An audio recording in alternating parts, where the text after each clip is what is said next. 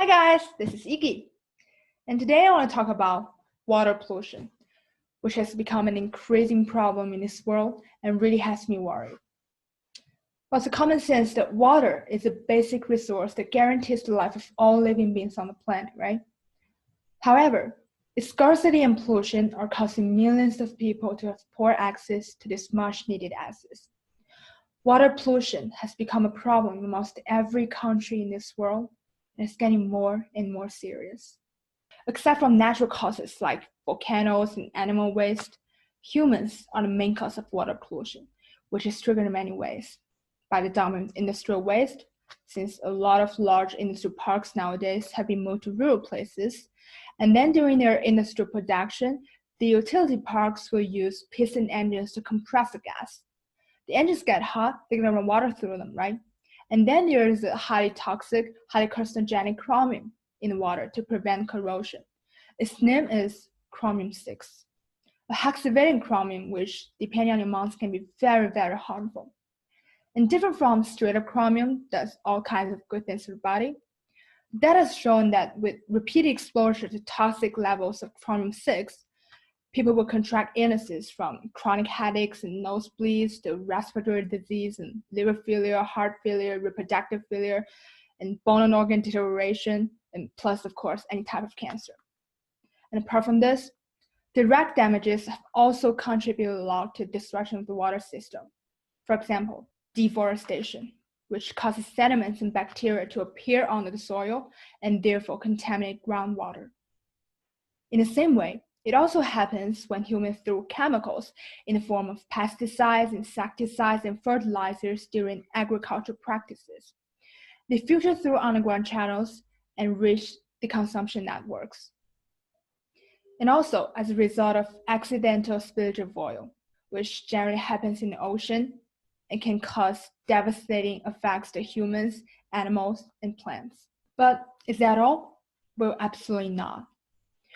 But all of these destruction actions are causing a vicious circle that is gradually destroying the environment.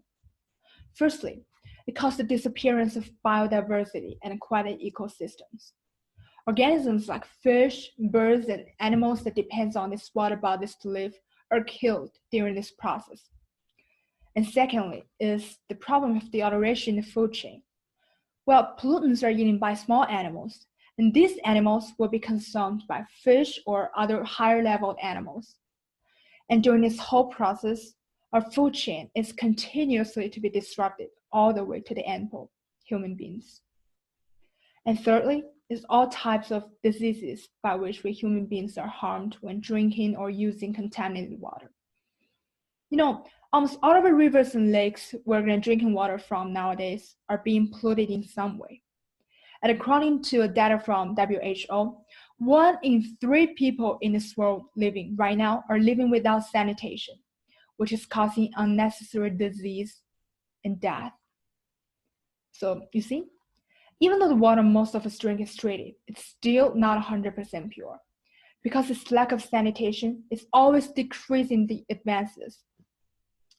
But if we can provide some affordable equipment and education in people's daily life, we can stop this senseless suffering, this loss of life. Well, apart from this, is there anything else we can do to solve the problem? Well, the answer is yes. Governments can secure long-term sustainability of freshwater use by setting maximum limits of freshwater use and water pollution in river in order to balance the relationship between humans and nature. And there are also many organizations and groups which helps to raise public awareness. And it's always great to join them because they regularly encourage their group members to have a better attitude towards water. And individuals can make a difference too, through the choices we make every day. For example, turning off the tap when running water is not necessary. This action can not only help to reduce the water shortages, it also helps to reduce the contaminated water which needs treatment. New innovations are making important strides possible. And there are more on the way, but we can't wait. Reimagining our world's water resources future will take a shared sense of emergency from countries, cities, companies, and all of us. Working together, real change is possible.